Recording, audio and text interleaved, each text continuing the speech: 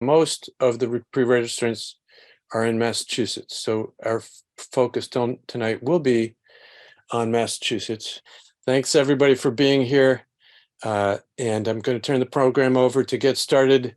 Rabbi Paulison, thank you so much, Rabbi. Thank you. I'd like to start with a song and a few words of Torah, a few words of spiritual wisdom from Jewish tradition. But first, a song.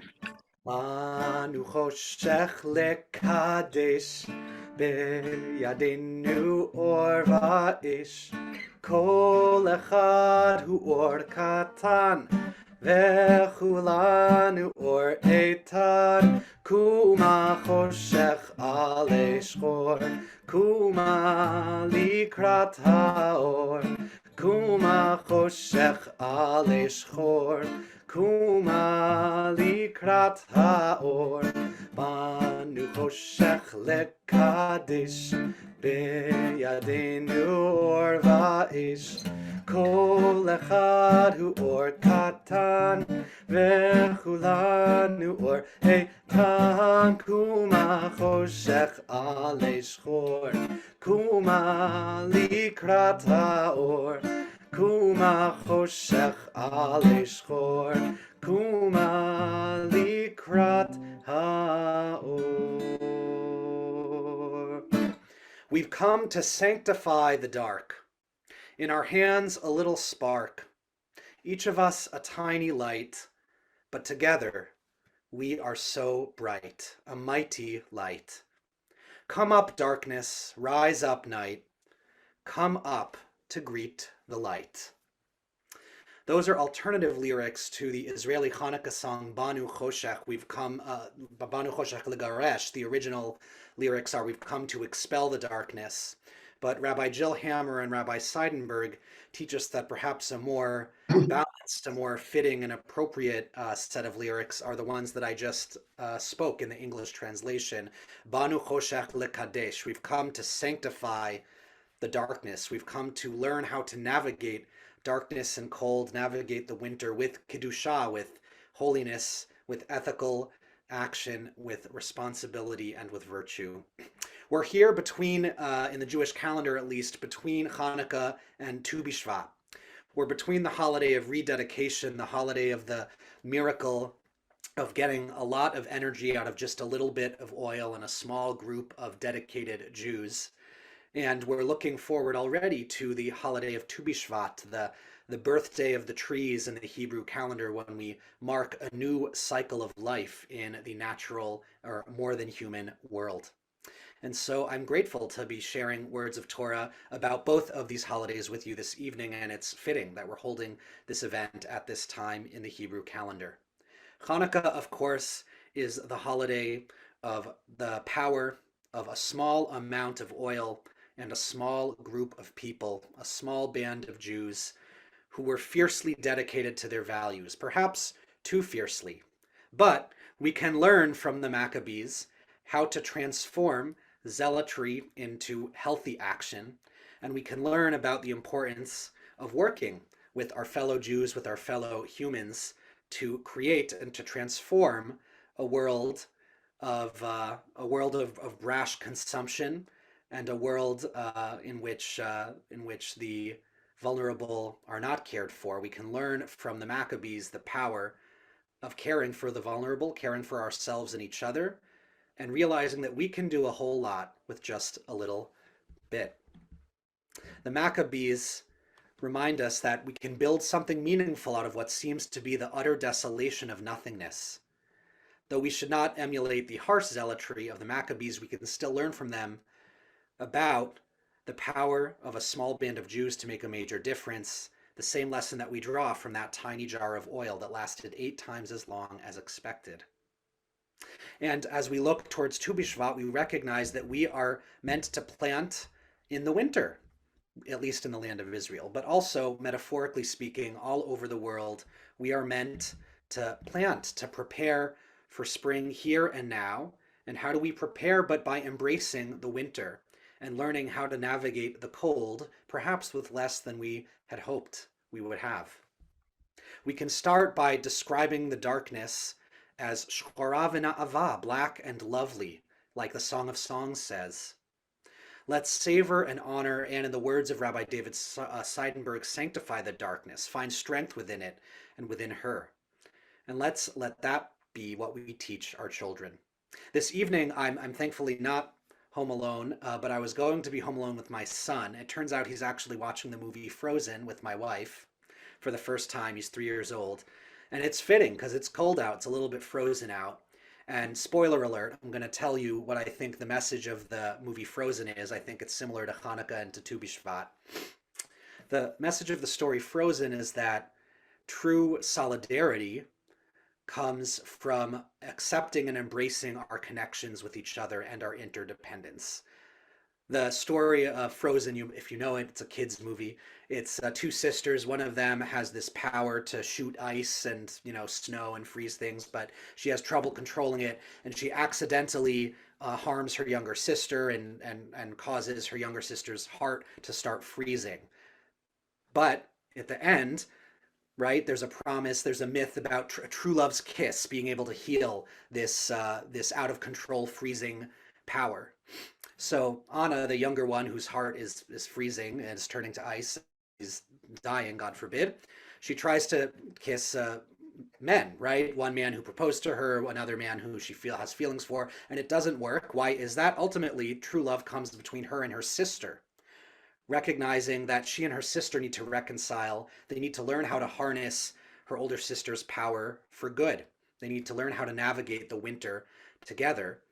And in a way, we are all sisters and brothers and siblings. Indeed, Jewish tradition, in the words of Rabbi Joachim Prinz, teaches that neighbor is not a geographical term, but a moral concept.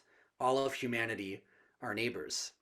And so as we take the miracle of Hanukkah with us through the winter, through rising rates, through the yikes that we might feel, and as we pull on our gatkas, our long pants or underpants, and the JCAN folks might remember there's a Mickey Katz song about making latkes, but Mickey Katz, this comedic Jewish singer, can't find his pants, so his girlfriend in the song is saying, "We have hot latkes," and he says, "Where are my gatkas?" Right? We might feel that way a little bit, right? We're done with our latkes, but we might not be fully bundled up enough.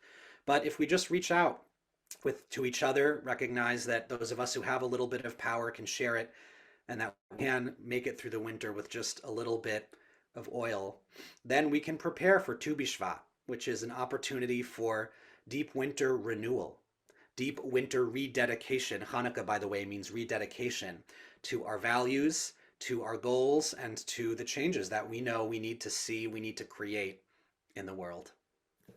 So I'd like to close with that song once again, Banu Chocheshech Likadesh. We have come to sanctify the darkness. In our hands, a little spark, each of us a tiny light, but together we become a mighty bright light. Kuma choshech ale shchor, come up darkness, rise up night, come up to greet the light. Banu choshech lekadesh, beyadenu or va'ish, kol echad hu or katan, vechulanu or etan, kuma choshech ale shchor, kuma likrat haor, kuma choshech ale shchor, kuma likrat haor, banu choshech lekadesh, beyadenu or va'ish, kol echad hu or katan, vechulanu or etan, kuma choshech ale shchor, kuma likrat haor, kuma choshech ale shchor, kuma likrat haor. Toda Rabbah. Many thanks. Likrat haor, turning towards the light. I turn it back over to you, Fred. Thank you.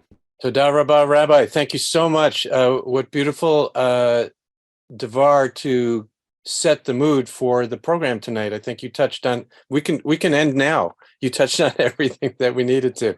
But we're not going to. We are going to proceed with some terrific expertise tonight who will elucidate some of the themes that you broached. So thank you so much, Rabbi.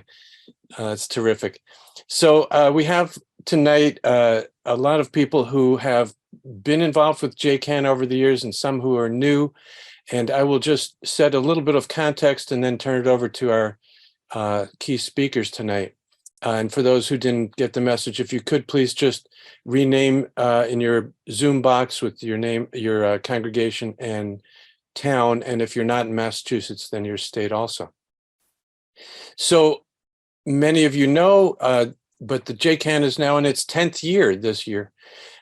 We have been the hosts of the Jewish Climate Action Network conferences. And we're now a network of well over 1,500 people. Mostly in New England, but we have more and more representation, more and more people attending our programs from all over the country. There are 4 JCANs regionally now. We are the original here in Massachusetts. And we currently are operating in 3 active areas: spiritual resilience, advocacy, and decarbonization. And decarbonizing, we have a series of workshops, and I encourage every congregation to have someone attending each of these. We do schedule them in cycles, so if you haven't attended yet, you still can. The strategies to achieve emissions reductions necessitate millions of smaller transitions. And we are in that business, among other things, but this is necessary within Jewish communities in every community. And we do think houses of worship are an ideal way to do the community organizing. Tonight is a little bit of a different program for us. We don't usually focus on prices, but tonight we do. Our goal for tonight is also a little bit different. We do want anyone and everyone to immediately go back to your congregation and organize to help your fellow congregants who will need help this winter. And I'm speaking right now for all the people who are attending live and all the people who will be watching this in reruns in the recorded version. And here's the base problem, shall we say. So-called natural gas, methane, the very common heating fuel, has shot up in 1 year, 24%. Oil has shot up 41%. And electricity, in the case of National Grid, is up 66%, all from 1 year to the next, from last year till now. Now, we are saying yikes, and we will be dealing with tonight what can be done for those who are experiencing these rate hikes. But before we go on, just note that this is Massachusetts, and often we're told, well, we're the end of the pipeline, meaning gas distribution comes to New England last. And that's a reason why it tends to be a particular issue here. And that's true. But I just want to point out that this is also a worldwide issue. It's a big chart here with small print. If you just look at the yellow line, that's the distance from, I'm sorry, it shouldn't be, it's from 20 up to 80. This is the European price for gas.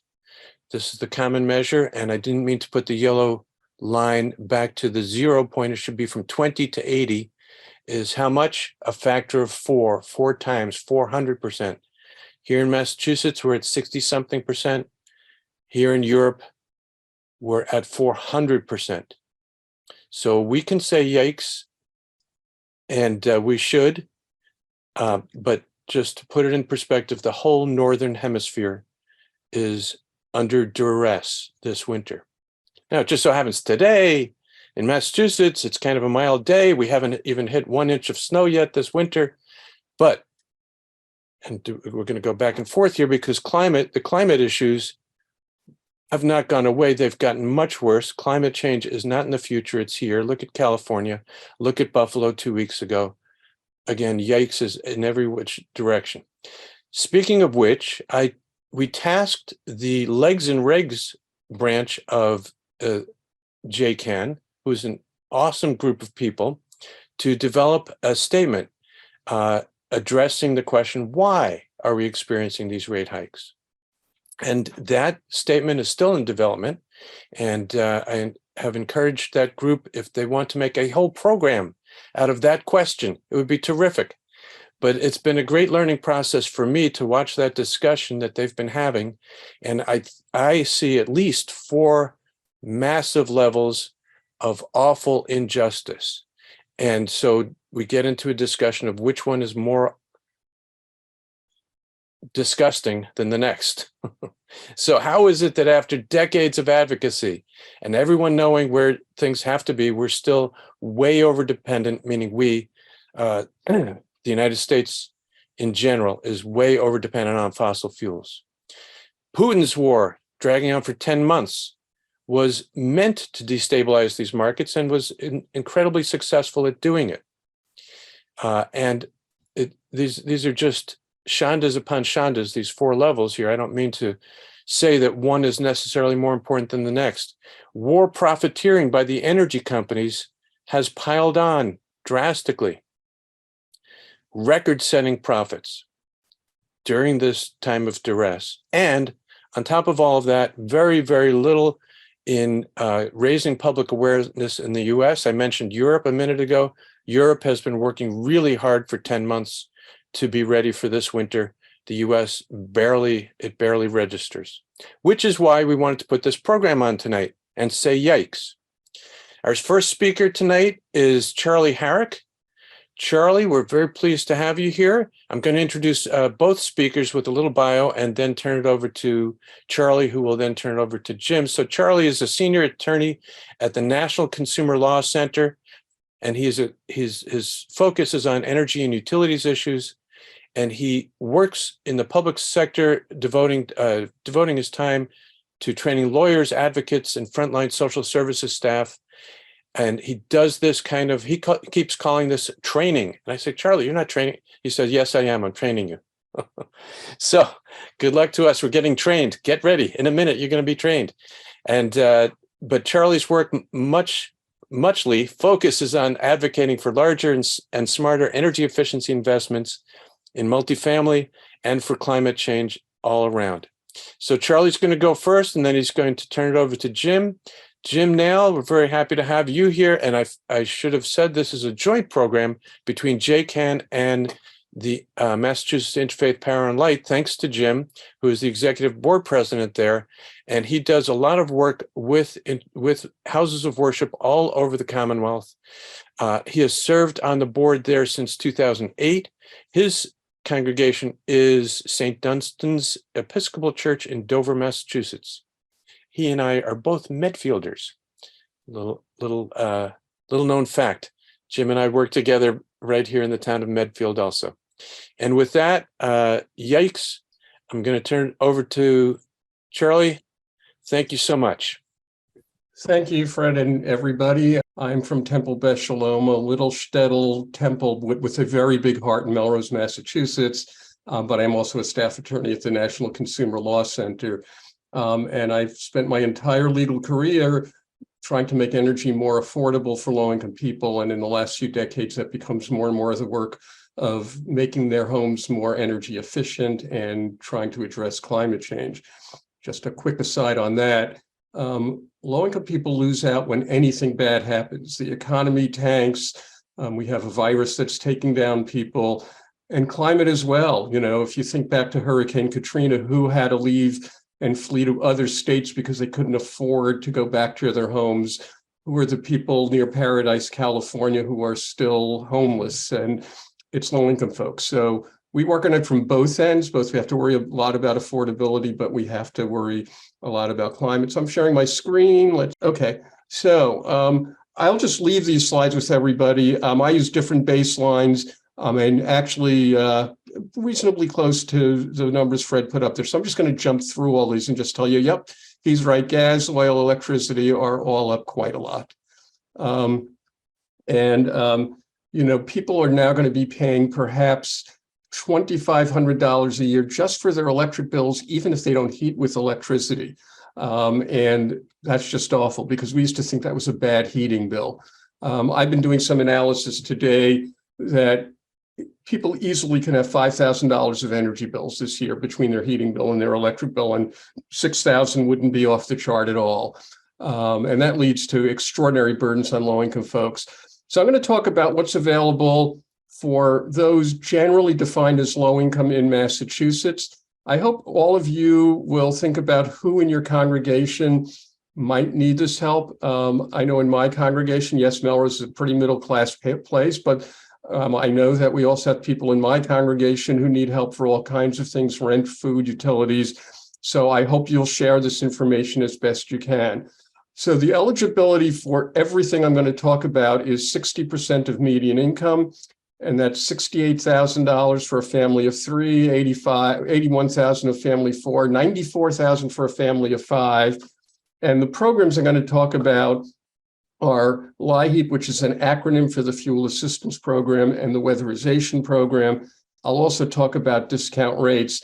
And then there's things that protect people from losing their utility service, even if they can't pay. So let me go through those. First, let me talk about LIHEAP. So where to apply for either of these programs? They're administered through about 20 agencies around the state. And the wonderful thing is that cold relief brochure lists all of the 365 cities and towns in Massachusetts, and then has a numerical code to tell you which agency you actually would contact locally to apply for fuel assistance or weatherization. A fantastic resource because it also tells you the income eligibility for all relevant family sizes. It's a really great resource for folks like you who aren't expert, who don't do this stuff all day long like I do. I want to flag that tenants are eligible for both programs, even if the heat is included in the rent, as well as low-income homeowners. So the 83-year-old living alone who doesn't have a lot of money in the big house that has big heating bills, well, they're definitely eligible. But the tenants in a three-family or larger multifamily are also eligible. Happy to answer questions at the back end if people want to get into details on that.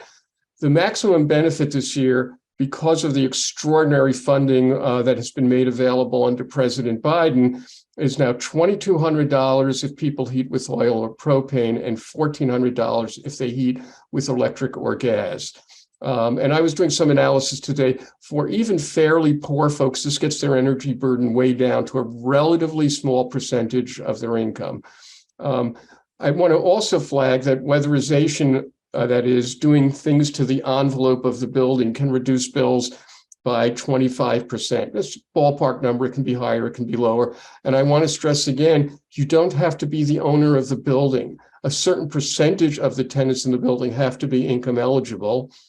And of course, the landlord has to give permission to do anything to the landlord's building, but low-income tenants can apply for the program. And lastly, there's a set aside in LIHEAP, which is, again, the Fuel Assistance Program. It's called HARTWAP. I won't even bore you with what that long acronym actually stands for. But in that program, low-income people can get help tuning up, repairing, or even replacing an inefficient or inoperative heating system. I'm covering a lot of ground quickly because I just want to get some of the big picture ideas out there. I'm happy to have questions either at the end or follow up, after we all go back to our other lives.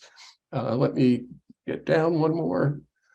Okay, the next thing I want to talk about is low-income discount rates. Every gas and electric company that's regulated, which is Eversource, National Grid, Berkshire, well, around here it's basically Eversource and National Grid, have to offer discount rates, but the municipal utilities don't. So Wellesley's a municipal, Wakefield's municipal, Peabody's municipal. They don't have to offer discount rates, but all of the big privately owned utilities do. On the gas side, those discounts are 25%. On the electric side, they are now as high as 42% off of the entire bill. That's Eversource. At National Grid, depending on which part of the state you're in, I believe it's between 32 and 36%. And even at 25% off, people are going to save hundreds of dollars a year. With electric rates now through the roof, that 42% discount could save people $800 to $1,000 a year just on the electric bill. In order to qualify, you have to have an income, again, at or below 60% of median. I provided you some sample numbers. For any family side, those numbers would be on that cold relief brochure. And you have to be on some other income-tested program, like SNAP, which is formerly known as food stamps, LIHEAP or fuel assistance. Even the kids who get the free lunches at school can qualify the family. So it's actually fairly easy. The utility companies have the forms. Initially, the customer can actually just self-declare, fill out the form, but eventually you do have to document that you're on one of those income-tested programs. The companies generally will freely provide the discount form, and there's usually information on the webpage. Now I'm going to go through the 4 major protections. Again, these apply even if you haven't paid your bill. So there's 4 of them. One is serious illness, where you have to be at or below 60% of median. Again, you have to be low income, documented with a financial hardship form that you can get from the company. And you have to have a letter from the doctor or physician's assistant or nurse practitioner. The doctor's letter is presumptively valid. By that, I mean the doctor does not have to worry about being hauled in and proving the truth of the letter. It has to be accepted by the company unless the company goes to the Department of Public Utilities. Also, Massachusetts has the most generous definition of serious illness in the country. Anything the doctor says is a serious illness because the letter's presumptively valid.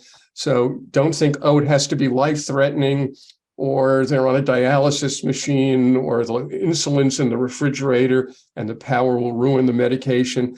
And it can also be an emotional or mental illness. So the doctor can say the person has severe depression. And if the doctor thinks that's a serious illness, it's a serious illness. It stops the termination. It actually gets the service restored if it was terminated when the company didn't know there was a serious illness. The protection lasts for 90 days, but it can be renewed if that kind of temporary illness happens to continue. If it's a chronic illness and the word chronic is in the letter, you don't even have to renew it for 6 months. So it's very important to get the word chronic in if it's a chronic illness.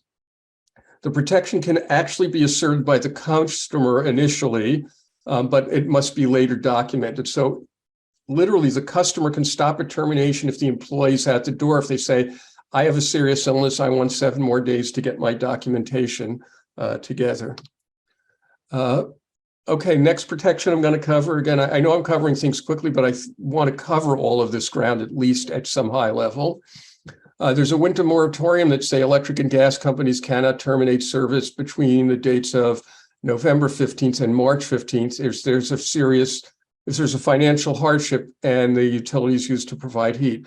Again, that's the same financial hardship form that you can get from the company and just fill out. You don't need like an accountant or a state agency to document that financial hardship. The customer can do it on their own. If the service happened to be terminated after November 15th, because the company didn't know you had that financial hardship, they would have to restore it. There is this wrinkle that technically the utility you're trying to protect has to provide heat. So you heat with gas, you can protect your gas. You can also heat electricity because the thermostat doesn't work without electricity. The circulating fans in a ducted system need electricity. But the utilities tend not to shut off people in the winter, so it's always good if low-income people get that financial hardship form in. Customers who get LIHEAP, again, that's just fuel assistance, will more or less be coded automatically as protected because the fuel assistance agency communicates with the utility. And once the utility knows that household is eligible for fuel assistance, they know that means that income qualify for the winter protection. And once again, those financial hardship forms can be obtained from the company. I'm on the 3rd of 4, so we're getting close. The third one is infant protection, which simply says no electric or gas company shall shut off or fail to restore service if there's an infant under the age of 1 and a financial hardship. Again, the financial hardship form you can get from the company. The customer themselves can fill it out. Any reasonable proof of infant's age is good. So if the company says, I want to see a birth certificate, no, it could be a birth certificate, a doctor or hospital record. It can be a record that the religious organization has of that birth. And that documentation can even be from a foreign country. That is, the baby could have been born in Yugoslavia, the former Yugoslavia, I should say, but they're now here. Anything that really reasonably proves the birth date is sufficient. The last of the four protections, elderly protection. This says no electric or gas company shall shut off or fail to restore service for anyone when all the adults are over 65. So grandpa or grandma happens to be taking in the 3-year-old grandkid for some reason. They simply have to prove that the adults are over 65. They don't lose protection unless that younger person is over the age of 18. Every adult has to be over 65. And this isn't a literal complete prohibition on termination. The company would be required to go to the Department of Public Utilities and get individual permission to shut that customer off. They never ask for that. They don't want to go down that path. But that leads to the caution that many older people, even if they're of limited income, own their home. The company can easily figure out, they will file a lawsuit and place a lien on the house. It's very important to understand someone who asserts this protection and doesn't pay the bills, if they own a home, they're going to get sued. Not a big surprise if you don't pay your bills. They're going to place a lien on the house. The utility company's never going to seek to act on the lien. They're not going to try to force you out of the house. They're going to wait till someone dies or the house gets sold. So elder protection is another important protection. And all the household has to do is fill out the form that says every adult in the household is over 65. So the last, I just want to leave you with some useful resources. That cold relief brochure is incredibly helpful to figure out where people apply and the income limits so you know who's eligible. We have an entire page on what we call Project Stay Connected, everything relating to energy affordability in Massachusetts, including training materials. And we recently put together a one-pager about utility help in Massachusetts. I should mention programs that are available for customers of any income. So there are payment plans, meaning you're behind, company wants you to pay 100% of the bill. They have to offer you a payment plan of at least 4 months. That is, they can't say, okay, pay in the next 2 months. Also, since COVID, for a while, all the companies had much longer minimum payment plans. They were like at least 12 months. Companies have walked back a bit on that, but one can hope to get a pretty long payment plan because the companies have got used to making longer payment plans. There's also budget billing. So if you heat with gas, and we do in my house, suddenly you get a bill for $500 in the winter and a bill for $45 or $60 in the summer. A budget plan allows you to plan ahead for that. And I know from working with lots of lower income folks, when the bill goes to $600, people get so scared they pay nothing and then they get shut off. Versus if the bill was $150 a month, they might be able to keep up. That's the value of budget billing. There is a funding source for people above those fuel assistance limits I've been talking about of 60% of median. People between 60% and 80% of median, and I'll just say 80% of median is about $120,000 a year for a family of 4. So this covers a lot of folks. There's a good neighbor fund. They don't have tons of money, but sometimes they can help by paying hundreds of dollars a month. Mass Save is available for energy efficiency. I believe Jim's going to talk a lot more about energy efficiency. So I don't think I'm going to say a lot more about that. With that, I hope, I don't see it here, and I don't know if I had it on my first slide. Let me quickly scroll back. But anybody who has questions, there's my email address. The cold relief brochure. Great. URL for that. It seems like that's the critical initial document for people to grab, right? Yeah, so I've just picked somebody randomly. Eric's from Cambridge, and if he wanted to find where do you apply for fuel assistance in Cambridge, you would go to the cold relief brochure, look at the Cambridge row, you would get a number that then maps back to an agency. There's about 24 agencies. Charlie, are those the same as CAP agencies or community action programs? There probably is still 1 or 2 that's not a CAP, but yes, pretty much Fuel assistance and weatherization are the community action agencies around the state. There's a few places it's not true, which is why, again, the cold relief brochure is incredibly helpful, because in some parts of the state, they'll think, oh, I'll just call the CAP agency. There's a few places you'd have to call another agency. I just want to point out, especially for all the advocates in the audience, that the CAP agencies, the weatherization programs, LIHEAP, these are federal programs that have been around since the 1960s, incredibly valuable. To keep them going year after year, for Congress to keep refunding them is an amazing task that we don't appreciate all the time. Do I have that approximately right? You have it very right. And just, I want to stress for the people under 60%, all of those services are free. You could get $2,200 paid on your oil bill if you're in the lowest income tier. You could have your heating system replaced at a cost of $10,000. You could have an air source heat pump put in a complex house at a cost of $25,000. The household doesn't pay a penny. I think Janet has a question. Yes, my question is, I just wanted to have you clarify, of all members of the household are 65 or older, is there no income requirement, and then they won't be shut off? You said something about if they were taking care of a 3-year-old, it'd be okay. But if someone's 18, then all bets are off. Something like that. Yeah, right? I mean, a more common one, the 65-year-old has the 40-year-old kid in the household. They are disqualified because that adult is not over 65. And you're getting into a distinction that I wasn't going to get into, but I'll get into. If you're low income and they know you're low income and you're over 65, there's no scenario in the world where you can get shut off. If you don't put in that you're low income, in theory, the company could go to the department and say they're not low income, they've asserted it, but we want to shut them off. I've been doing this for 40 years. I've never seen a company.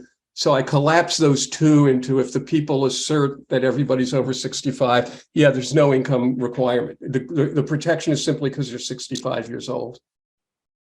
Right. And if they had a 3-year-old, it'd be no problem because or a 16-year-old. Right. So, Right. to make it simpler, if you're taking care of the grandkids, you're probably okay. If you have adult children living with you, no, you're not Right. going to get the protection. Okay. I just wanted to make sure that I understood that. Yeah, no, it's important because some people have grandkids, but some people have adult children. They wouldn't be qualified. Right. Okay. Thanks. It seems to me that it's a little bit against the intention of the program to penalize older people because they have younger people living with them. Has there been any attempt to get legislation to change that? No, I encourage you to go to the legislature. No one has. No, yeah, the intent is to protect households where everyone's over 65. That's been there so long. I'm a relatively old guy. Hey, we're all relatively old, aren't we? No offense to anybody who's not. But that's been there so long. I don't know the actual, history of what the legislature was thinking. And there's been no effort I know of to say it should be a protection, even if those seniors have younger people living with them. It just seems to violate the intention to protect the seniors. And I would think that the National Consumer Law Center would be just the organization to try to change that. I'll just say my plate is full. I get it.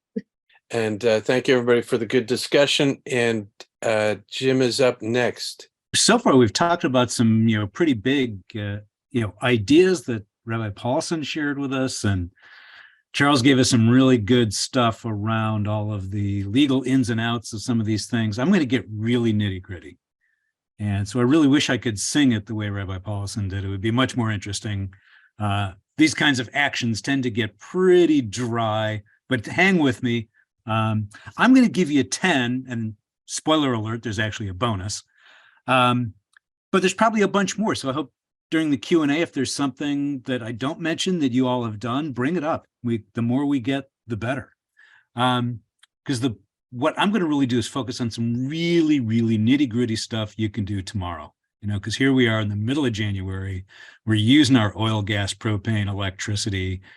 These rates have just gone up a ridiculous amount. We got to take action tomorrow. And like replacing a heating system won't happen. Even if you tried to call someone tomorrow, it wouldn't happen until probably spring. Even if you tried to do a lot of insulation, you probably couldn't get a contractor in for several weeks. And we're in the midst of heating season now. So here I'm going to give you a bunch of things. You can go tomorrow and get started on it. The first point to make is that probably not a big surprise, but this is pretty dramatic, that shows you the place to focus is your heating system. This is an analysis that I had an intern from the MassCEC this summer, and she compiled all this data from the Energy Information Administration's Commercial Building Energy Consumption Survey, from houses of worship, what they call religious worship buildings, in cold and very cold climate zones like here in New England. And they have incredibly detailed data, but when you put it into a pie chart, it's really all about the heating. So the more you can do on the heating, it's definitely worth the effort. Obviously, anything you can save anywhere is good, but a little bit goes a long way on your heating system. So there's kind of three things to think about in what you can do. Starting with actually, the equipment that you have. And as I said, you're not going to be able to change the equipment per se, but there are some ways you can fine tune it and tweak it in the short term to make sure you're getting the most out of what you have. Then there's the building, it's called the building envelope in the energy efficiency trade. To put it more simply, it's the walls, the windows, the doors, the roof, anything that separates the inside of the building from the outside of the building. Anything you can do to make sure no air is leaking in around gaps, or ways you can improve windows that I'll talk about. Anything like that can help a lot. And I'm going to start actually, quite frankly, with the simplest of all, which is behavior. Behavior is all about, are you even paying attention? And if you're paying attention, then thinking about what actions you can take. I mean, we're pretty fortunate in America and in Massachusetts. We kind of take energy for granted most of the time. We walk into a room, we expect it to be warm, we flip on the lights, even if it's bright daylight, we just kind of out of habit flip on the lights. And a little bit of attention paid to some of those things and a little bit of thought about taking some actions. And you can get some pretty dramatic reductions, which I'll share with you here. So let's go into action number one, which is behavior. And this is the EPA's Energy Star program says that for every 1 degree of temperature you reduce your thermostat, you save 1 to 3% of your energy costs. So think about that for a second. If you go from 72 to 68, so there's 4 degrees, that's going to be somewhere between 4 and 12% of your energy usage reduced just like that. And the difference between 68 and 72, that's not too much, and maybe you throw on a sweater. I've got my sweatshirt on here. But quite frankly, I actually keep my house at 65. And it's amazing how you get used to that. So try it. I will give you one pro tip. Don't do it cold turkey, pun intended. Don't go straight from 72 to 65. Try reducing it 1 degree each day, for that few days. Just give your body a little bit of a chance to get used to that and, get a sense of when you need to put on that sweater or what have you. Again, you can do this tonight, So there's number one. And so, yeah, if you did it the 7 degrees between 65 and 72, there you go, 70 to over 20% savings.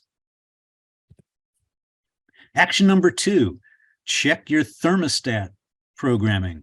And I should say at first, this is something you can do both in your home, and I think all except one of these actions I'll talk about are also things you can do, at the synagogue or at your house of worship.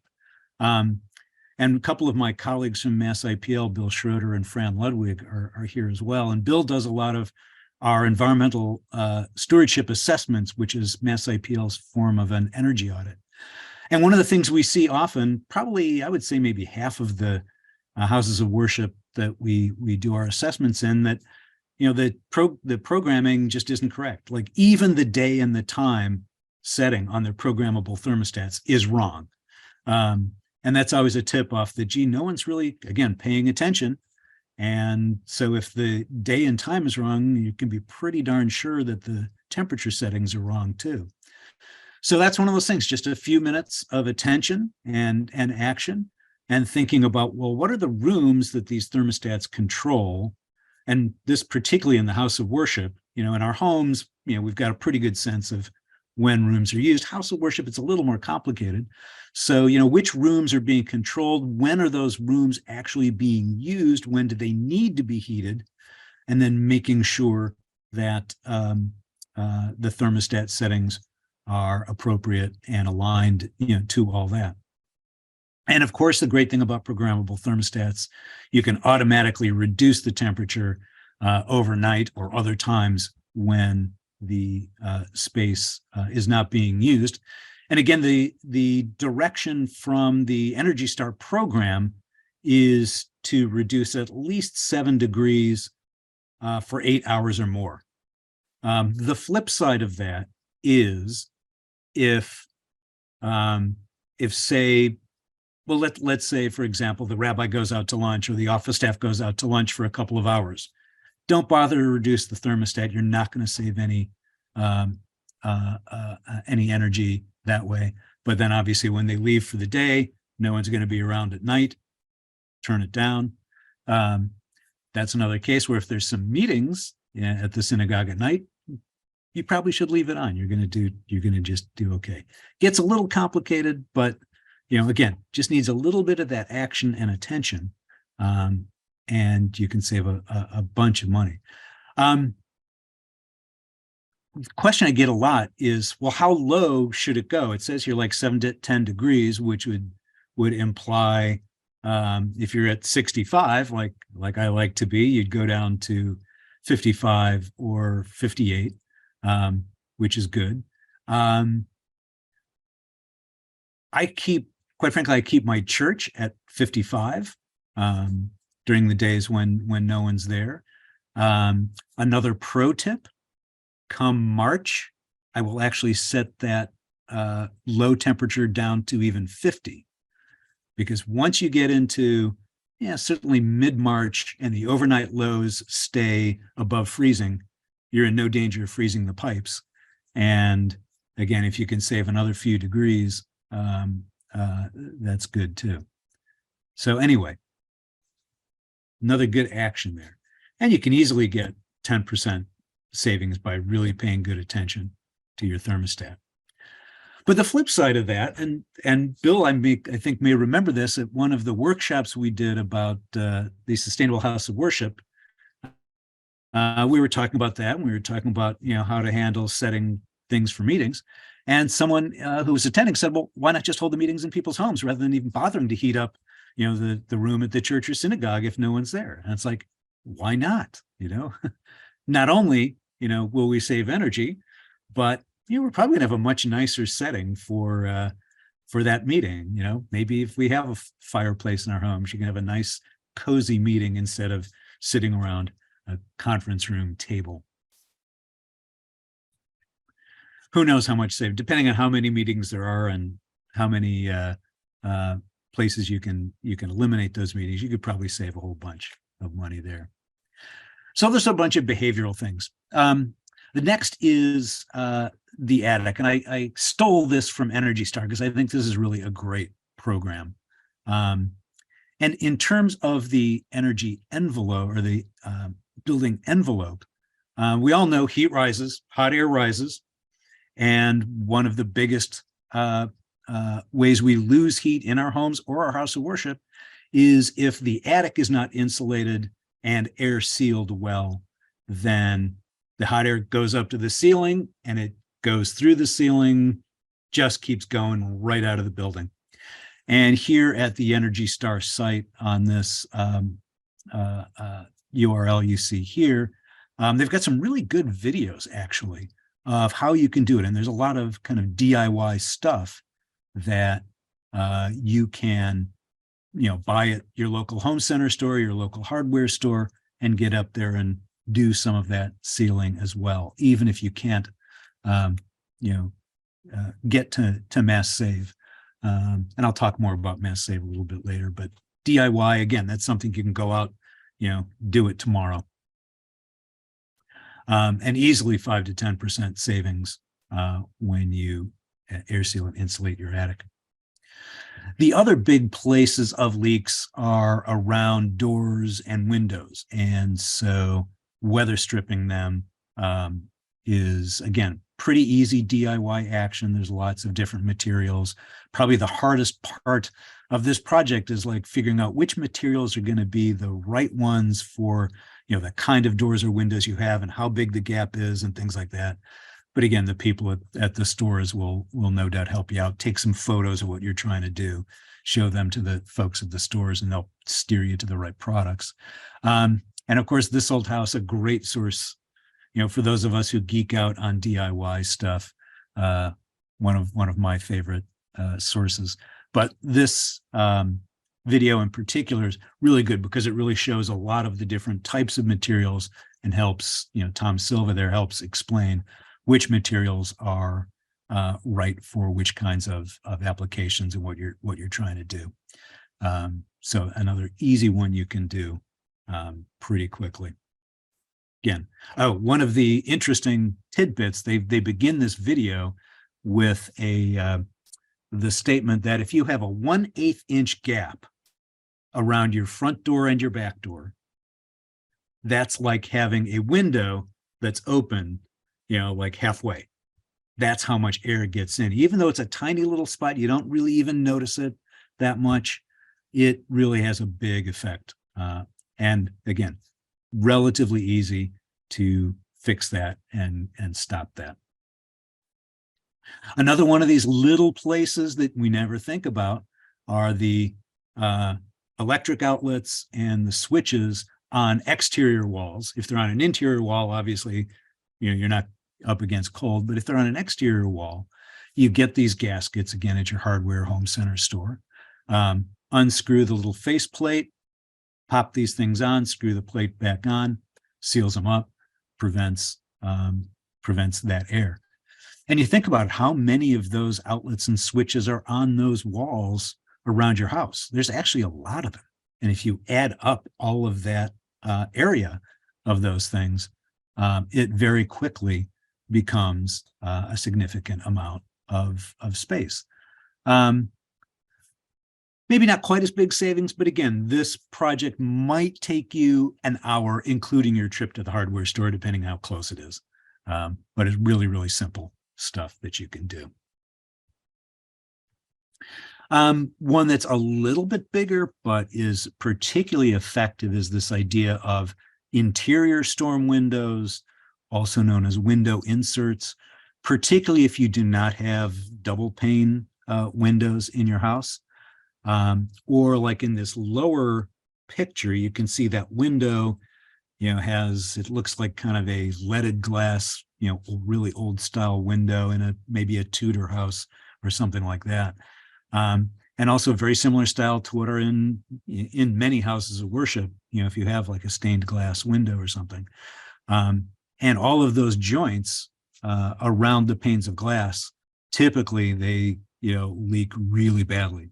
So you have these inserts, it's either a piece of plexiglass or in the case of the window therm unit, I have there up on the top bullet point there. It's a 2 sheets of sort of a plastic wrap, like that plastic you can put over a window, but it's on a frame. You just stick that into the window. Very easy to install and uninstall. All 3 of these have forms on their site. You send them the measurements, and in a couple of weeks, they can ship you these units, pop them into your windows, and that's a big, big help. Again, another 5 to 10% savings from something like that. And these are typically, for an average size window, they might cost you $75 to $100. But again, use them, winter after winter, for many, many years to come. So I did say that there is some equipment stuff you could do. And the first one there is upgrading to a heat pump hot water heater, which you see a picture of on the right. Looks pretty much like any other hot water heater, except the little thing on the top. That's actually the heat pump. These are so efficient, particularly compared to if you have an electric hot water heater now.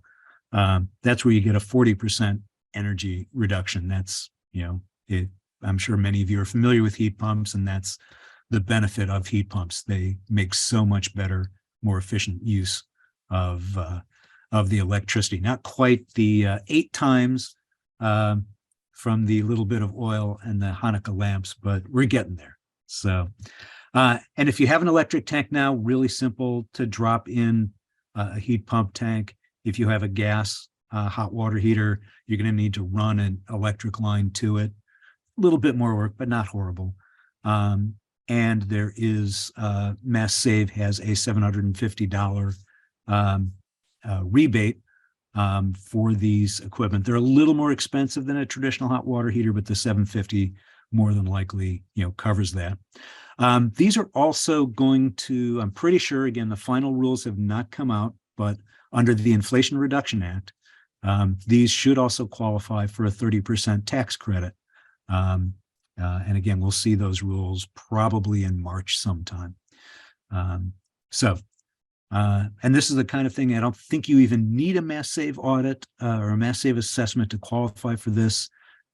You should be able to get this right through your plumbing contractor, and they can just pass that right through to you. So again, big one there, 40% savings on your hot water bill, and hot water in a home tends to be the number 3 probably energy user. So that can be significant.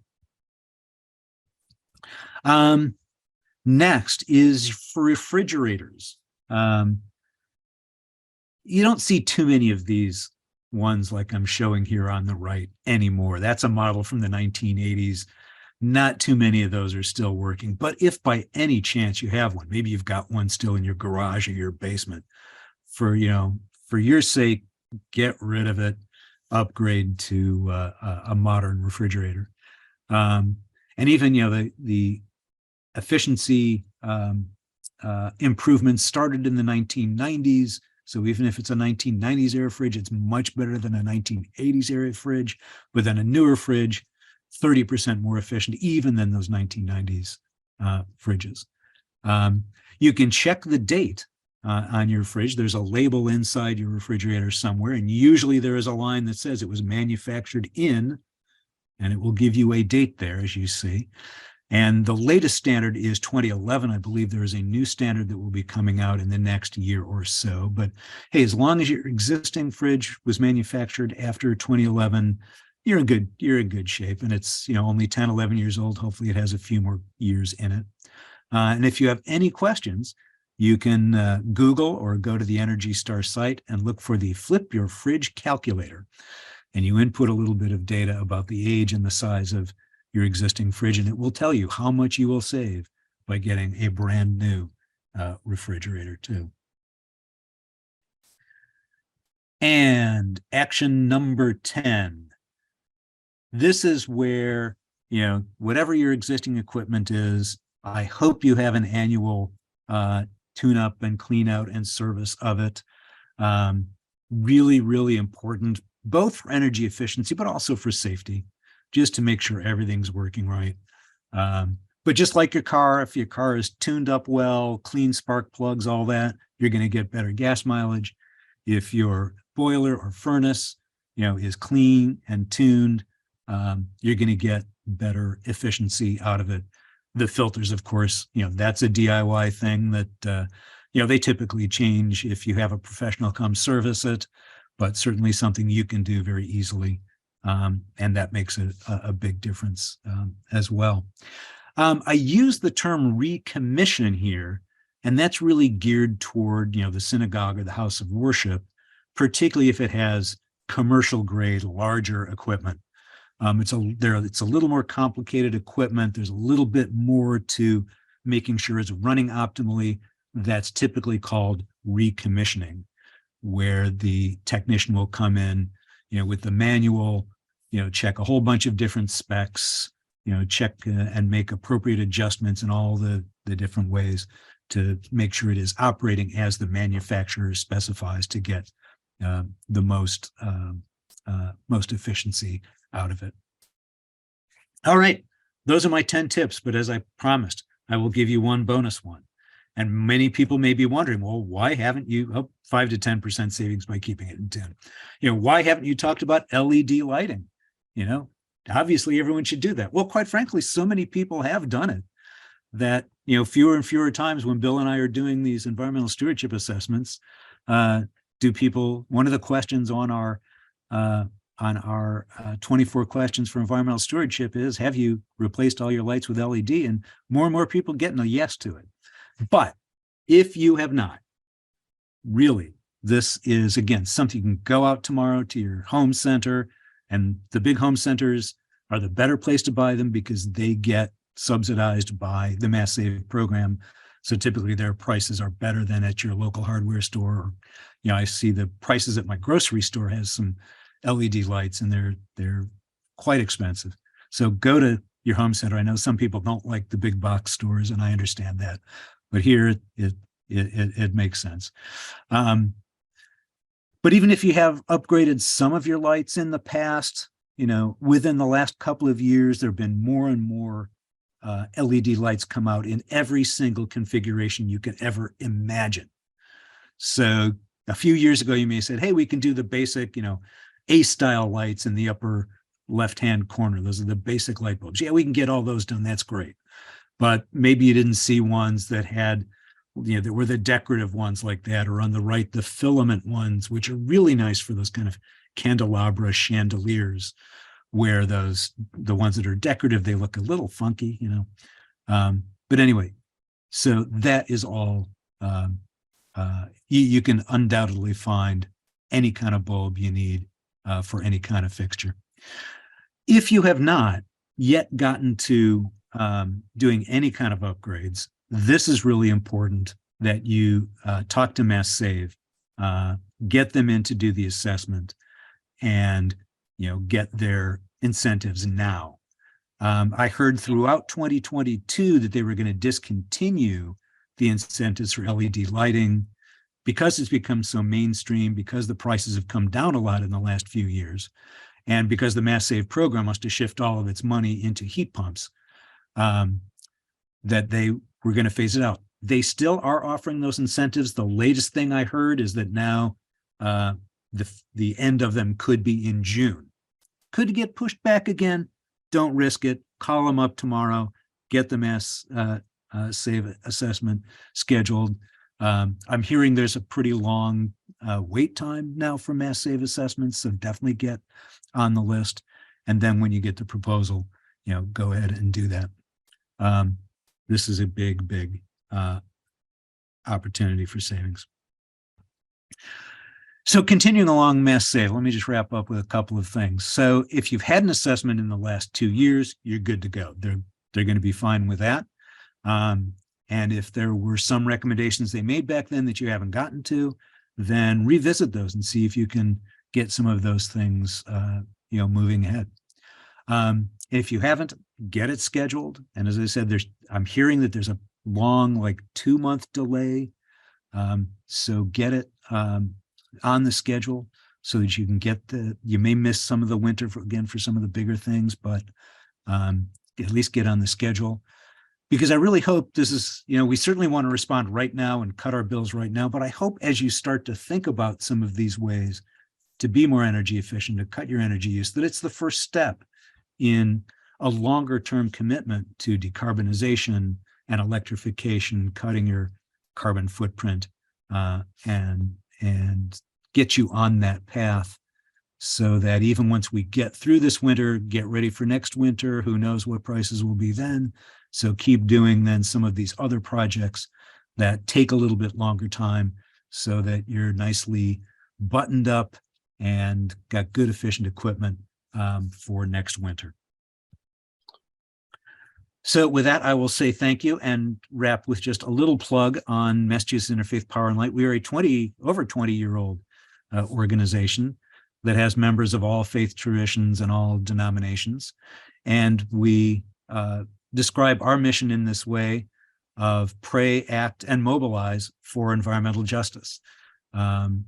So pray as we did with Rabbi Paulson at the beginning, to just understand the connection between our faith traditions and the need to take action to protect the earth and to help our neighbors who are suffering even more than we are from the things going on in the energy market.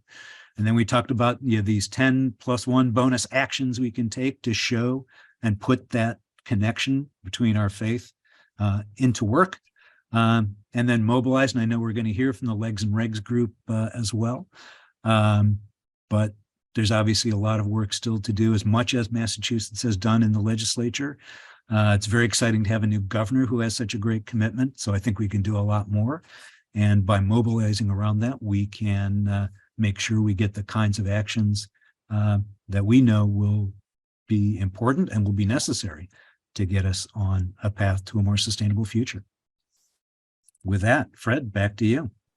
Bravo, Yasher Koach, as we say. Jim, thank you so much. That was terrific. One of Jim's later slides was about lighting. Many of you know that was my career for 40 years, has been my career for 40. The latest thinking in lighting goes like this. It's not just LED, don't just go LED. Don't just go LED. Think about it and try to get the most efficient LED product for the given application. So not all LEDs are the same by far. It's like, not all fluorescents were the same, not all incandescents were the same. Same thing with LEDs. There's a wide range of efficiency. And Jim, you rightly showed a lot of separable parts, bulbs. But if you want to get the most efficient lighting, it's likely to be a fixture, a purpose-made LED fixture. Now, speaking of length of time, a lot of people on this call have been at this a long time.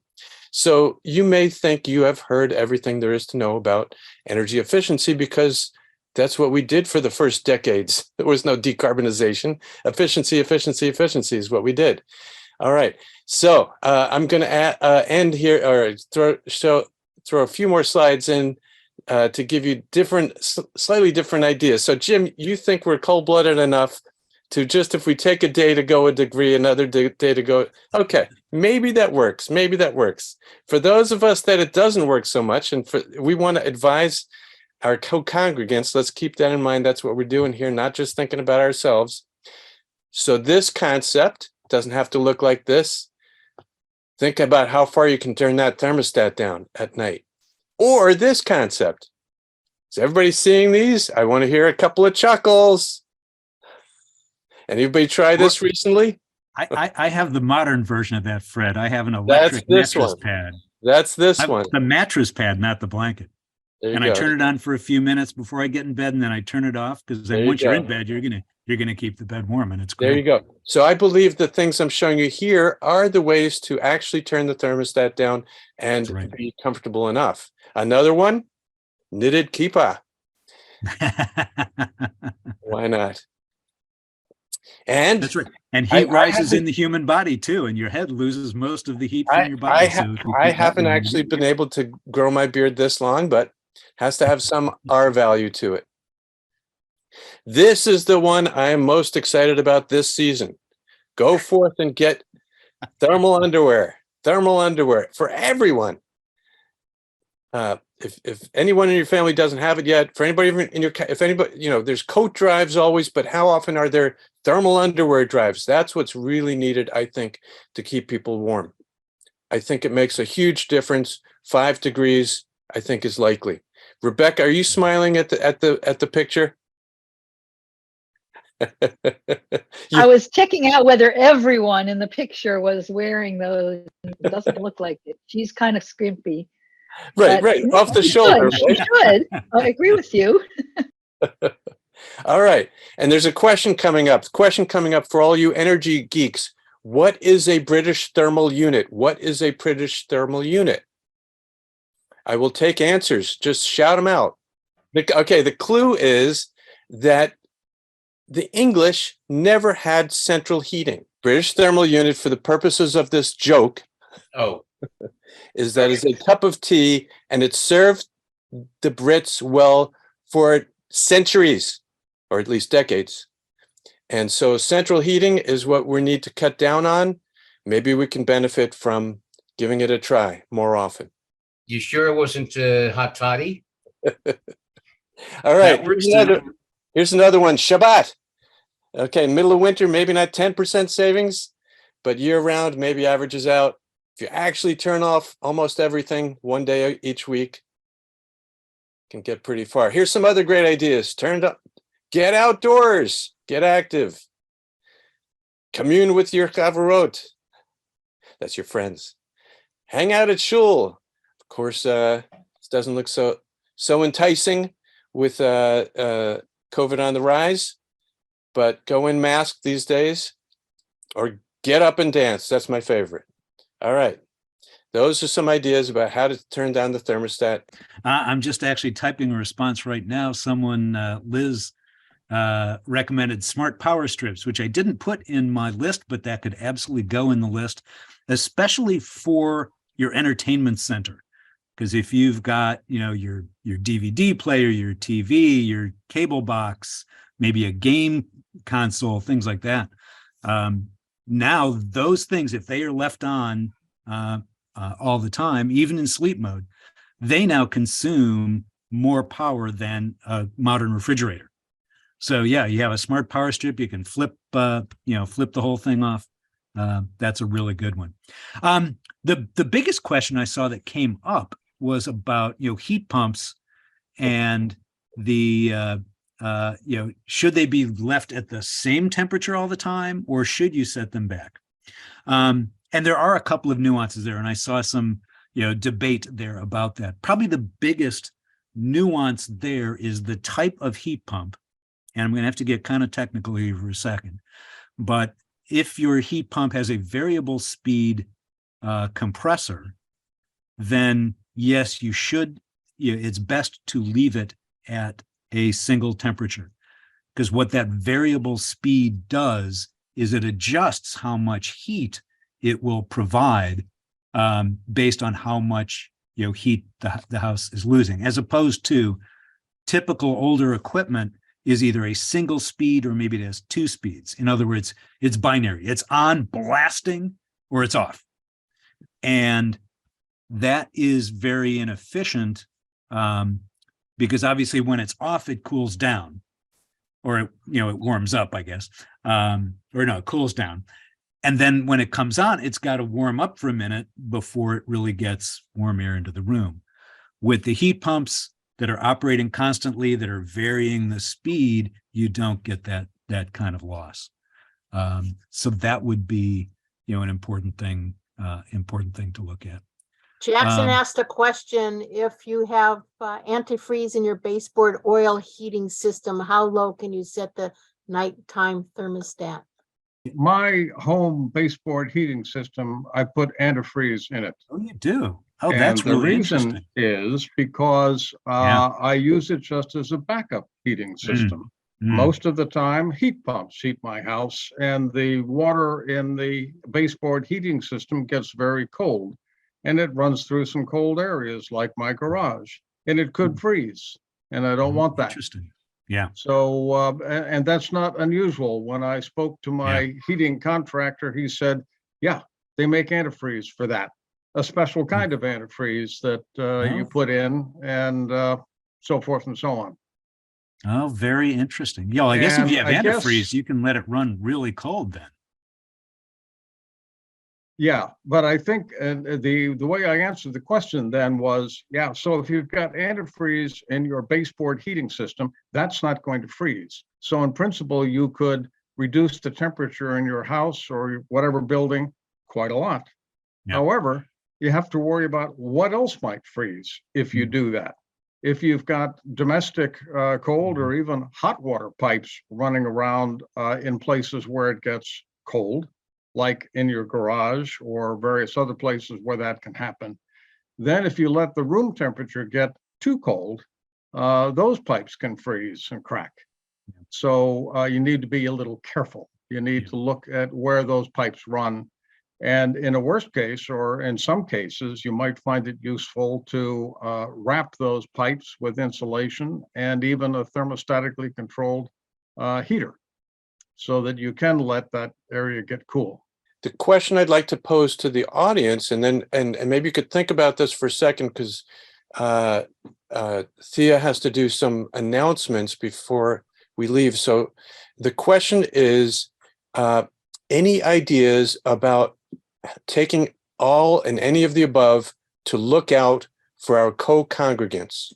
How can we take any and or all of this to look out for our fellow co-congregants within our congregation?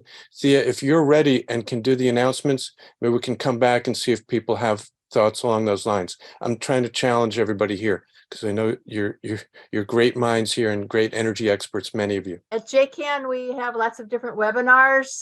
If you want any of the recordings from our webinars, you can just go to our website, jewishclimate.org, click on webinars, and there's a button there to click to get the recordings. We have a variety of them. We also have a variety of programs. You can do the same thing and get recordings from them. We are working with Mass Energize in a collaboration to track all sorts of ways that we're saving. So join our Mass Energize collaboration. It's all on our website. Opportunities for advocacy coming up. Tomorrow, the Fix the Grid campaign launch. There's all of this is all on our website. You can join us to be oriented on what the Fix the Grid campaign is. Also next week, what Jews can do to press the Congress to do on climate change. You can register for that. That's with the Jewish Earth Alliance. And then the Lobby Day is in February. All of these are on our website under the menu item of Take Action, and then click on Advocacy, Action, and Justice. And I will also put them all into the chat. Next, in a couple of weeks, we're going to have a webinar on divestment, fossil fuel divestment. One of the best ways to stop the fossil fuel industry is to take money away from them, and David Schreiber will explain how to do that. If you want to help us at all and make a donation so that we can continue doing this work, you can go to our website and click on the donate button, and we'd appreciate any kind of donations to help us keep going. Any conversation, if folks have thoughts about how to take any of the things we're discussing tonight back to co-congregants who might need it? Hi, it's Liz. Excuse me. I'm not part of the congregations, but I think one of the best ways is to lead by example. And so if anybody's talking about anything that has to do with the environment, I always talk to them about how they can save money, not just solar, but with heat pumps and all these other examples. One of the newer things that I found recently are if people are trying to conserve water, are olas, which are things you, clay pots you put into your garden, and they seep water, and so it's a great way to save water. So there's always things I think that you can talk to people about, depending on what their interests are, in ways to save energy and money. Great. Thank you. Thank Other you, Liz. ideas? Thank you, Liz. Great. I'm trying to think. I mean, yes, we can give a presentation, show this, get somebody to speak it to the congregation. But I'm thinking that if we could find a way to make a game or a competition out of it, it'd be a bit more fun. Very Well, good. that's what the Mass Energize website is all about. It's all about, it's kind of a game, things that you can do. So check that out. I'll put the link in. Cool. Steve. Yes, no, heat pumps were mentioned a lot, and the Charles River Green Coalition is going to have a seminar on heat pumps on Wednesday, February 15. It'll be on Zoom, and we have a couple of experts that'll be explaining how they work and how rebates can be obtained. Nice. Steve, if you want to put that into the chat, that'd be great. So let me try one other question. What if suddenly it's 20 degrees colder and we had 2 feet of snow on the ground? And let's say this happens in 2 weeks and realize that the new rates were already in effect, and electric rates are already in effect for, let's say, 40 days in National Grid, but in Eversource, they kicked in January 1st. So nobody's seen the new outrageously high electric bill yet from Eversource. So what I want to challenge everybody to, another question is, what happens in 2 weeks or 4 weeks as people start getting their bills and it's suddenly much colder and there's a lot of snow and we've got, let's add to the grief, and we've got some storm issues. Do we think this kind of information is going to be that much more valuable? Perhaps. In other words, that there will be people who didn't realize how much they need it until a minute from now. Well, it will be, and you know, this is going to be recorded, so we can try to get the recording out to people. They can still get the help if they qualify, as far as that goes, and of course they can still do do any of the 10 tips as well. Because I mean, obviously some people will qualify, but a lot of people still won't qualify, but they'll still be heard. Do we think that we have, back to the 60% of median?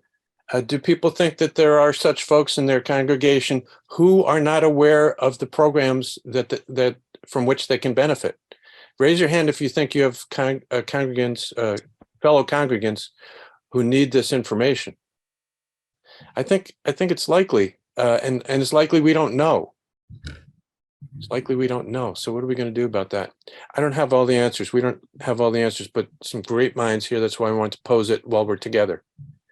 I want to point out what Fran said in the chat. Community choice electricity rates have not changed. Encourage your community to adopt this program. Right. That's great. And Mark, you want to chime in on how long that might take if your community isn't already in the pipeline? Picking on you, Mark, if you want to unmute. Years. Andover is still waiting, and it's been, our application has been in for 2 years. Mark? If we get in this, Mark? Yeah, I mean, if we get a new DPU, they could move pretty quickly on that stuff. But it'll take a while, even if you get approval for the new rates to come into effect. There are individual, in general, the independent purchasers that you have that are available have been a bad idea, but right now they're a good idea. That is like Constitution. I don't even remember their names, but there are non-municipal aggregation suppliers that you can buy from. The trick is to avoid getting into a long-term contract with them, because their practice is to get you in at a low rate and jack you up. But for those of us who have either not joined, if you don't have municipal aggregation now, it won't come into effect quickly enough to catch this 6-month tranche of utility pricing that we're looking at. It just won't, because they can't move that fast. But by all means, do it when you can get going. And when we get a new DPU, they will move this stuff. I've been absolutely unable to figure out why they have not moved the 30 or 40 applications that they've been sitting on for up to 2 years. It's 10 minutes of paperwork each one. Okay, and I think Beverly has a question. And Ellie then too, I see. I noticed somebody said regarding low income that there's a confidentiality problem, but if you present a program to your congregation, if you can get the people to come, which we have a problem with, too much going on at our temple. But if you can present it to the whole congregation, then everything other than the income restricted program is good for anyone to conserve energy, which we all want to do for the climate. So you can reach a wider audience that way, and also encourage people to let anyone know that anyone that they know who might qualify know about the income restricted. Great thoughts. Ellie. Thanks, Bev. I'm sorry I came late. I had a totally invalid Zoom link ID. But are there bills in, there won't be anything coming out of the Congress, federal Congress, but there are bills in Mass State that we should be lobbying for. Yes. Yes, but I mean, they're being filed now, the new legislation. It's not, the filing date hasn't hit yet. So exactly what we will be looking for, but there will be a major set of legislation around improving access to and improving what's offered with Mass Save and with building retrofitting. That's where the state's in need of a serious upgrade of that system. And I think we're well positioned politically to do it, but there are no bill numbers yet or anything like that. So the useful answer to your question is, call your representative and say you want House Bill 407, but they haven't been filed yet. There are no numbers. You have to wait till the middle of February. Thank you. What's the best way to keep track of that, Mark, for the individuals? Well, the organization Mass Power Forward, which you can get online, is going to be tracking things. Gas Transition Allies that I'm spending a lot of time with, we'll be looking at that from another angle. And then, I think certainly by the beginning of March, there'll be a number of good lists of key legislation that we can look at and support. But it's the bills that were passed last year did many good things on wind and on transportation, but they were kind of weak on this housing sector. And I think this is going to be a catch-up year for that. So it's important that people pay attention and work on it. There's a lot of money at stake, and I think a significant reorganization of Mass Save is probably on the horizon. If I may add to what Mark was saying, Mass Power Forward has a list of priority pieces of legislation that they are preparing, writing up. You'll find more details on their website, as well as Sierra Club and 350.org. All of these organizations are involved with Mass Power Forward. And Mothers Out Front. Mothers Out Front and MCAN. Right. MCAN, also Massachusetts Climate Action Network, which works on the municipal municipal level. But we all live in one municipality or another. Okay. So we had planned to end the program at 8:30, and I'm glad to stay online if anybody would like. Great conversation. But in the meantime, I want to thank everybody for attending. I want to thank Legs and Regs in particular for all the hard work they've done. I know it'll keep going. I want to thank Thea for all the work behind the scenes, aka JCAN host at this moment. Thank you, Thea. And thank you, Jim, for being a great presenter. Rabbi Paulison had to leave because he has a young one he had to take care of. And I want to thank him. And Charlie Herrick had to leave because he has a double duty as a town coordinator. Housing authority. Housing authority. Thank you. Thank you. I say double duty, but he probably has quadrupled. Anyway, so thank you very much, Jim, and thank you to our speakers, and thank you, Bill, for being here, for providing additional technical advice. Much appreciated. So if people want to stay online, I'm glad to keep the chat coming. Hey, Jackson. One other thought is in terms of keeping warmer inside, turning down the thermostat a little bit, wearing a hat indoors.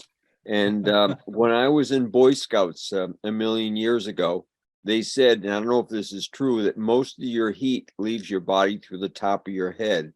And I've noticed that if you just wear a hat indoors, that you'll be a lot warmer. And the other thing is having a dog, especially sleeping on your bed at night.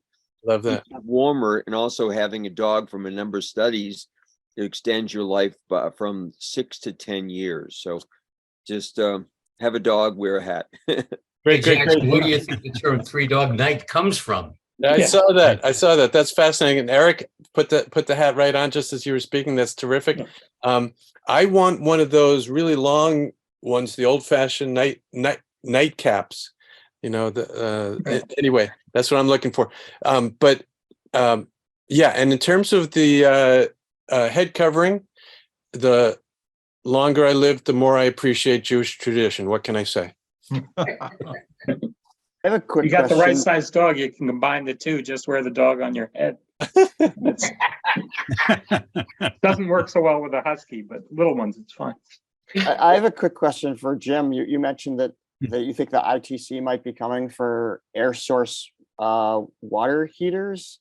I'm kind of curious because I was sort of disappointed that the ITC is for ground source heat pumps, but not for air source heat pumps, which is kind of a huge oversight as far as I've understood in the Inflation Reduction Act.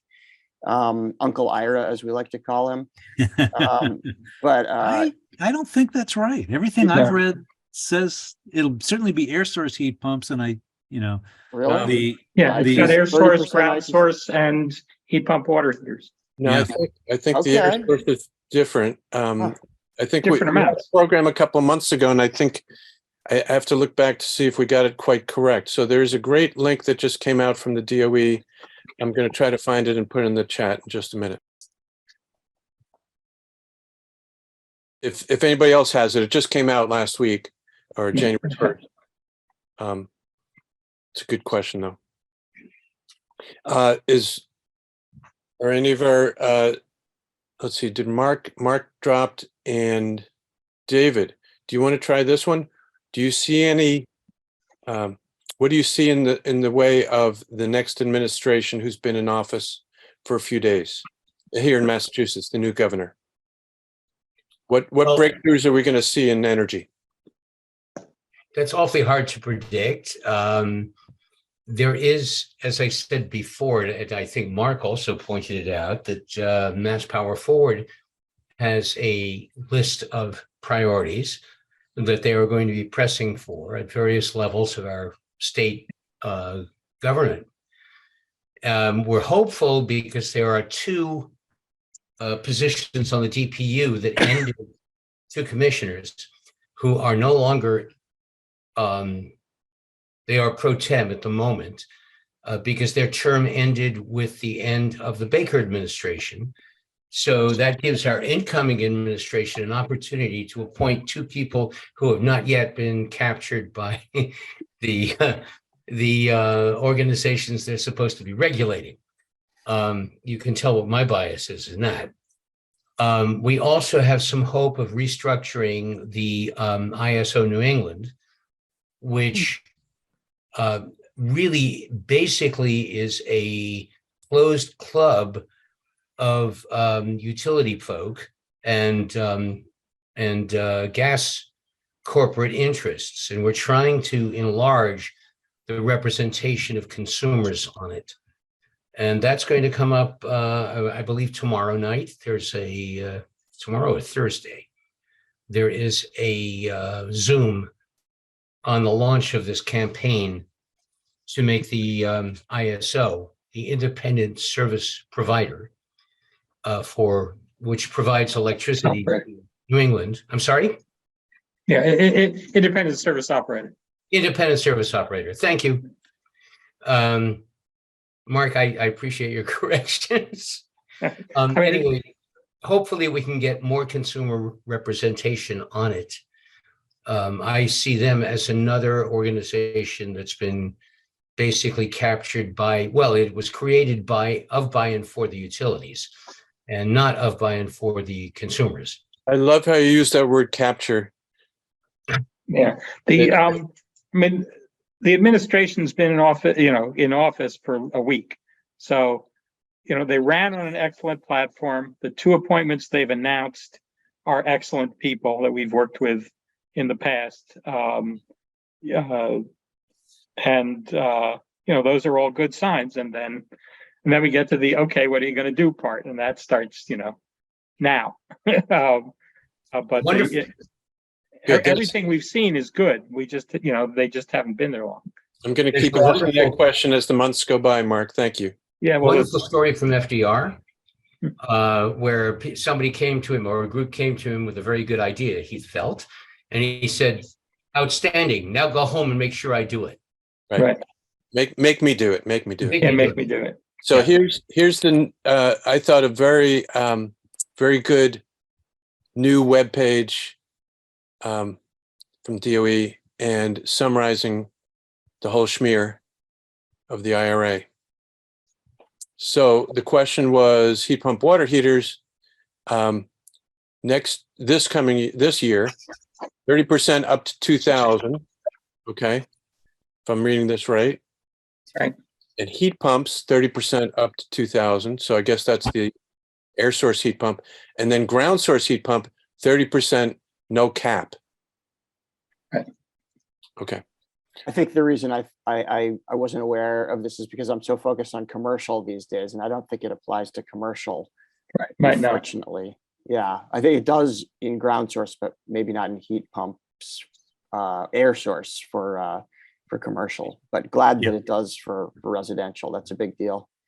Yeah, the other thing I believe there's a separate section of the IRA that deals with commercial that obviously it doesn't get as much play as the residential stuff does. Click here to go further, I guess. Okay. Yeah, the other thing is that's worth noting is that for the first time that I know of, there's support for upgrading your electrical system to take advantage of all this stuff. About half the homes in Massachusetts have 100 or 80 amp service, which absolutely will not work with a heat pump. Don't even, don't try it. But there's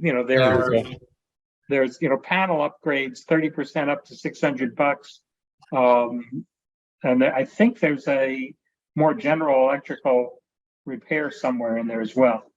So those are going to be big deals for moving this stuff along. And you can't. I mean, when I was upgrading my electrical system, the electrician basically said, "You've been running this house on that? Are you out of your mind?" And that's our estimates are that there are probably 1 million homes where that's the appropriate comment in Massachusetts, where they have a system which would not be legal to install today. So I'm going to take this down unless anybody needs it. I put it in the chat so you can have the link yourself. Okay. Dina, hey, do you want to just say that out loud? I think this is good to hear. I just wrote to my rabbi and my president asking them if I could draft for their approval a congregational mailing of the information I got tonight, because there's such a confidentiality issue, and they won't let me do a program. I mean, we just like, I don't know why, but I think I might be able to talk them into doing some kind of informative mailing. And I think I got enough, if they say they like this idea, I'll do a draft and shoot it over to you, Fred, for you to see if I missed stuff or, if it sounds good. Cool. I'd be glad to share with Jim and Charlie to see if they catch anything. Great. Yeah, and hey, if you're the first to do that, we'd be glad to share if you don't mind. Yeah, great. It's good. We could share it amongst everybody. Great. Thank you. Hey, I want to do a shout out. I forgot to mention, John, I really appreciated your help with doing the data gathering for making sure that we had the rates and the rises in the rates correct. Thank you so much, John. That research is not easy to do. Okay, you're welcome. I mean, and also you did a good job of summarizing what I didn't get it as summarized as you got it. So, all right, you great activists. I'm going to call it. Thank you so much, everybody. Keep up the good work.